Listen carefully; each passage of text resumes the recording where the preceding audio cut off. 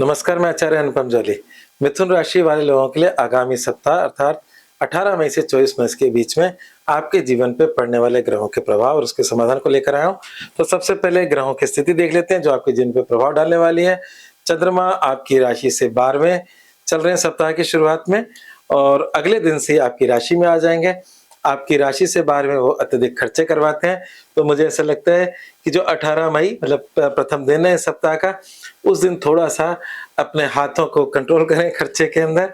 वैसे खर्चे होंगे ये मैं पक्की बात है। उसका 2 कारण है और भी हैं, वो उसकी चर्चा बाद में करते हैं।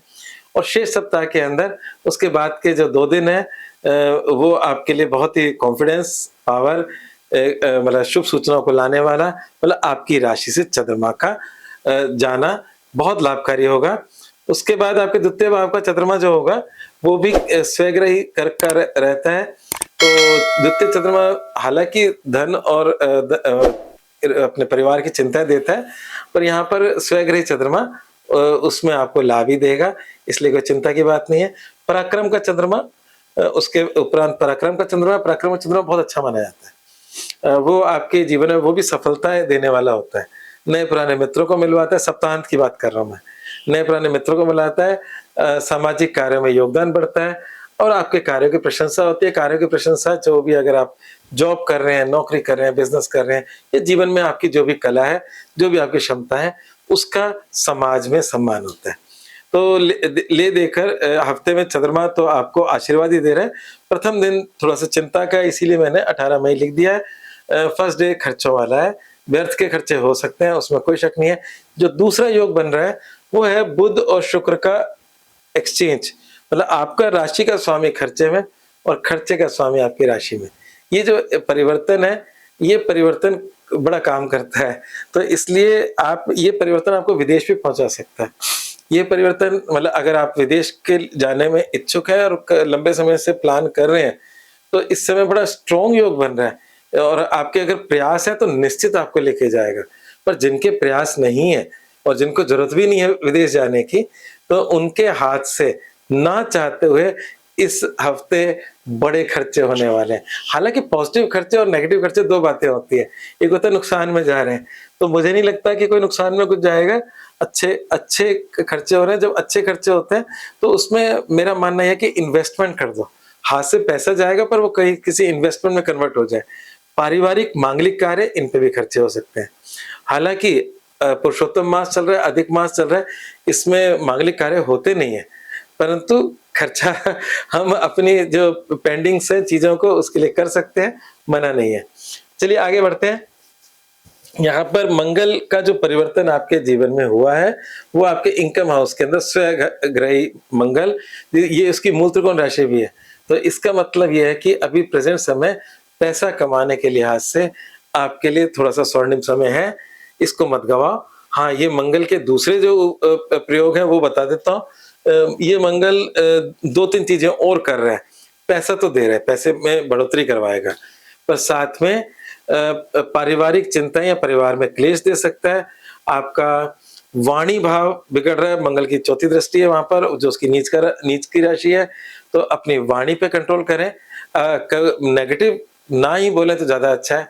दूसरा, इस मंगल की दृष्टि आपके शिक्षा, संतान और प्रेम भाव पर है, उसमें भी कुछ संघर्ष की स्थिति बना रहा है, पर जो वो इतनी बड़ी बात नहीं है।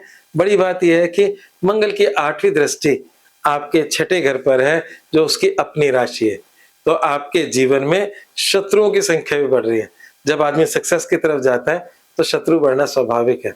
तो ये समय आपके गेनिंग का भी है, पर शत्रुओं की वृद्धि का भी है, तो संभल कर रहें।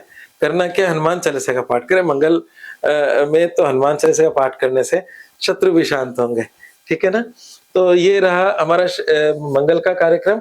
और अगर हम करियर की बात करें ओवरऑल, तो शनि आपके करियर के खाने में है लंबे समय से। गुरु पिछले लगभग 1 साल से आपकी राशि में है, जो कि जून में चेंज हो जाएँगे, इसलिए लगभग बोला है। तो चिंता तो आपको पिछले 1 साल से अपने करियर को लेकर है और उसके लिए आप प्रयास तो कर रहे हो, बस स्लो प्रोसेस में हो रहा है, पर प्रयास आगे की तरफ ही बढ़ रहा है, तो चिंता ना करें। तो यहाँ पर करियर आपका वैसे नौकरी पेशा लोगों के लिए समय अच्छा है, बस अपनी नौकरी की चिंता घर पे मत लेकर आओ, क्योंकि बृहस्पति का राशि से गुजरना चिंताओं को 24 घंटे की बना देता है कभी-कभी। नुकसान कुछ नहीं है, पर आप बिना मतलब की चिंता रख रहे हो। तो उससे आप कम से कम नौकरी की सारी चिंताएँ नौकरी पे छोड़कर आओ, घर पे मत लेकर आओ, तब तो आपका जीवन बैलेंस्ड और बढ़िया बना रहेगा। और यहाँ पर गुरु और शुक्र राशि में बैठे हैं आपके, आपको बहुत मतलब इन दोनों में क्वालिटी है हीलिंग की। आप अच्छे हीलर के रूप में, जो लोग आज की डेट में हीलर हैं, तो और मिथुन राशि के हैं, तो इस समय ईश्वर की शक्ति आपके साथ चल रही है। शुक्राचार्य असुरों के गुरु थे और वो मृत संजीवनी उनके पास थी, मृत व्यक्तियों को जिंदा कर देते थे। और बृहस्पति देवताओं के गुरु थे, उनके पास ज्ञान का असीम भंडार है और वो उनका अपने आप में जो आशीर्वाद है, उनकी दृष्टि से जिस घर में पड़ती है वो तर जाता है। तो गुरु और शुक्र का ये कॉम्बिनेशन आपस में जरूर शत्रु है, पर आपकी राशि से गुजर रहा है। आप अच्छे हीलर हो सकते हैं, लग्जरी पसंद हो सकते हो, इस समय लग्जरी की कामना कर सकते हो। जो मैंने खर्चे वाली बात बोली, शुक्र और बुध का एक्सचेंज, वो लग्जरी खर्चे भी करवा सकता है।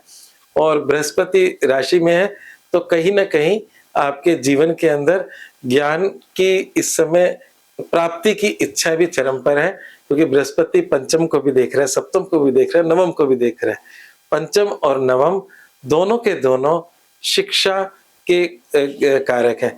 बृहस्पति धर्म का कारक है, तो आपको मतलब आध्यात्मिक मतलब प्रोग्रेस की भी बात कर रहा है, धार्मिक क्रियाकलाप की बात कर रहा है। तो इतनी सारी चीजें आपकी राशि में है, तो इस समय को मत गवाओ। 360 डिग्री सब चीजों को प्राप्त करो, जिससे आपके जीवन में उन्नति हो। आज बस इतना ही। हाँ, उपाय रह गए, कालसर्प योग की पूजा करा सकते हैं, क्योंकि इस समय आसमान में कालसर्प की स्थिति बनी हुई है। क्योंकि आपकी राशि के हिसाब से भी शिव पूजा भी बुरी नहीं है, अच्छी है, आपके लिए लाभकारी है। वैसे तो सभी देवी देवता की पूजा लाभकारी होती है, जिसमें हमारी श्रद्धा वो सबसे लाभकारी होती है। तो आप कालसर्प योग की पूजा करवा सकते हैं, उससे भी अड़चने कम हो जाएंगी। और मूल मंत्र ये है कि बजट बनाकर चलें और विदेश यात्रा के लिए समय अनुकूल है। आज बस इतना ही। धन्यवाद।